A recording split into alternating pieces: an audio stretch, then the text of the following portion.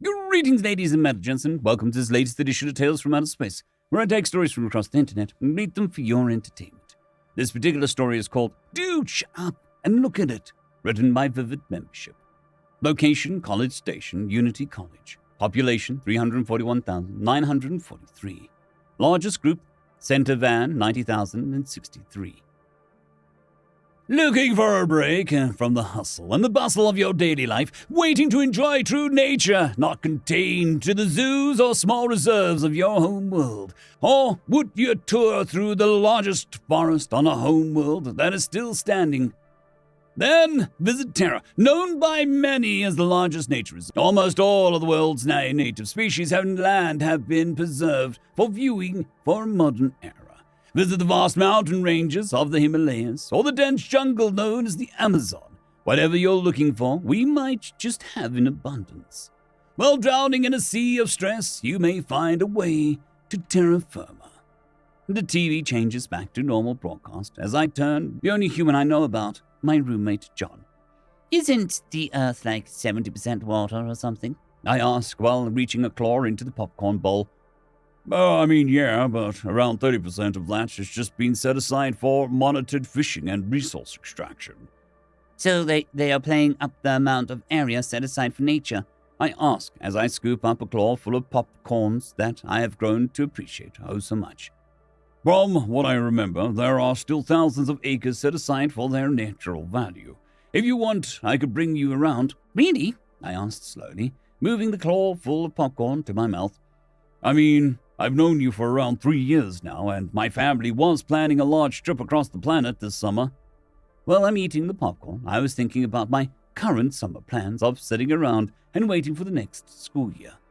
My parents were out on a research mission in one of the further out areas, and I didn't want to sit around the house with my sisters for a few months. Yes, I'd like to tag along, I hesitantly replied, almost immediately second-guessing my answer, but being too committed now, choosing to go with it.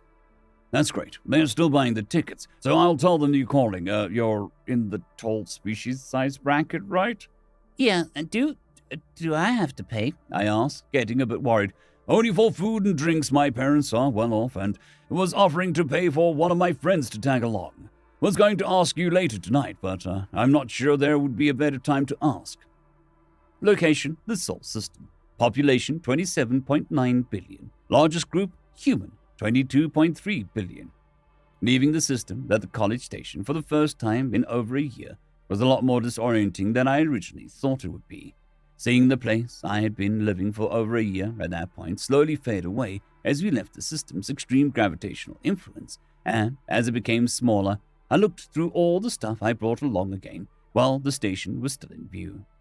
I chose to bring along a compact mineral scanner so I could write a report on what's left of the first few feet of the surface of Earth for my project. I'm going into geologic studies. You're able to tell a lot from what's in the first few feet of the dirt. How was the area mined? What was used to mine it? Were the chemicals left behind? If so, how long ago were they left there? John did check by to see what I was doing, and after I told him, he got a weird smile on his face. Not the normal happy smile, nor was it the fake one. No, it was worse. An excited smile. There was something that I didn't know and that he did, and he was going to hold that over me. What? I asked, trying to keep the twinge of fear out of my voice. Oh, nothing. Don't worry about it. Trust me, it'll be fine. John, I know what you actually mean when you say that it is never anything good.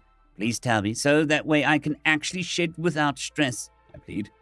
I'll help you shed. Won't help with the stress, though. It's nothing bad and... Nothing bad for you, or nothing bad for me, I say, cutting them off. Sorry, I didn't know chocolate was the most poisonous thing after capsaicin, and, you did like it. John, is it a bad thing for me or not? I dryly reply. It was worth it, for what it's worth. It's safe, it's just, trust me, it's safe. Completely not trusting John, I look up the Human Emergency Services numbers and remind myself to pick up a dialo pen from the pharmacy. Over the flight, John told me about his home and his family. He had a surprising amount of stuff to say, so I wasn't left with much time to worry, especially when John chose to get drunk and tried to hold the party in our room. I do sometimes wish that we had something like alcohol. The idea of it always sounds fun, but whenever I look at a human drunk off their shit, I'm once more glad that we don't have access to such things. Eventually, we made it to the Sol system. The least imaginative name, in my opinion. Yeah, it's a star system. Why don't you name it? And we started on our way to Earth. I was surprised at how far out you could see it. Usually with all of the grays and browns, the planet is harder to see against the blackness of space. However, Earth stood out in the cosmos, like a red thumb, I believe the saying is. I was tempted to go over to the telescopes and try to get a better look, but John told me to just wait and see it up close. So I listened and waited for the blue marble to get bigger. Usually planets don't quite live up to their namesakes. My home world is known by a nickname of Ringed Mistress, but the rings have largely been harvested, leaving a small wispy ring system around our home. But Earth lived up to its name, shining its amazing blue form from thousands of miles away. John must have been looking at me, admiring the view, before he piped up asking me what I was doing. I made a quick reply about just how blue Earth actually is, making him give that same smile as before, saying something about waiting till we enter orbit. As we got closer, the Earth looked more and more underdeveloped, more natural. Where my world was covered in mines, farms, and cities, there are still full forests of untamed lands covering the planet. Yet it looks so truly beautiful. End of story. Story number 2, Imaginary Numbers, written by Noob vs. Ater NBM. What do you think? I am astonished. Not in our wildest dreams could we imagine such a marvel was impossible. Certainly worth a few tons of Terran life soil. This much and more. So, do we have a deal? Sorry, Cash Hardy. Wait. Didn't you just say? I know what I said. So, I said cash only. I'm confused. Our cruiser doesn't interest the Terran Federation. It very much does. But you don't want to trade for it? We absolutely do. We'll pay loads of cash for it. What would we ever do with cash? Pay for our live soil, of course. Wait, you want to give us soil that we seek? That's right. And you want the cruiser we offer? Correct again. Yet you won't trade one for the other. You're quite perceptive. Then why this cash exchange? You can see this is an unnecessary complication, right? It's just an accounting system. Your cruiser has given value in labor and materials. Once we take it, we transfer you the equivalent value in cash, and you can use it to acquire wealth. In products and services from the citizens and corporations of Terra Magna. We just want a few tons of live soil. We have no interest in your other products and services. That's too bad. Well, we understand. You can always save your cash for later. Where would we even keep such an abstract concept? We'll open an account for you at the Prime Bank of Terra, free of charge. You want us to take your cash so that you can store it in your own planet? As I said, your perspective. Fine. We don't have the use for it anyways. Might as well keep it in your rock. Don't keep it too long, though. Why is that? Inflation, that is. Cash loses value over time. The longer you keep cash around, the fewer products and services it can acquire. This seems like a massive flaw in your accounting system. Surely a civilization as advanced as yours would have figured out how to fix it by now. We did. Then why did you not? So people don't keep cash for long. This is ridiculous. We were told Terrans were rational, reasonable species, but clearly we've been misinformed. If you'll insist on these pointless rituals, we'll take all our galaxy cruises elsewhere.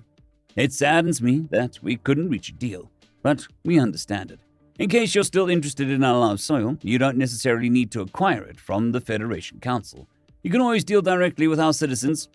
That's an option, always has been. We Terrans figured out long ago freedom of movement, speech, assembly, and of course business is the best fuel for innovation and progress. So we can offer our cruiser for soil to any Terran in the galaxy. You can? Great!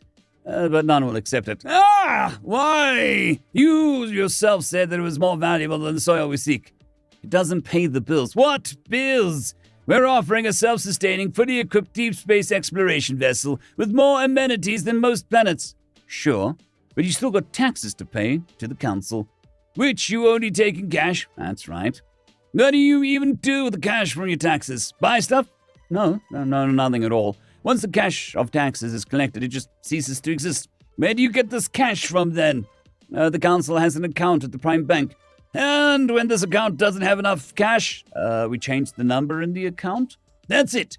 You just create cash out of nowhere, free of consequence. Don't be silly. Of course there's consequences, such as inflation. Yeah, it all makes sense now. End of story.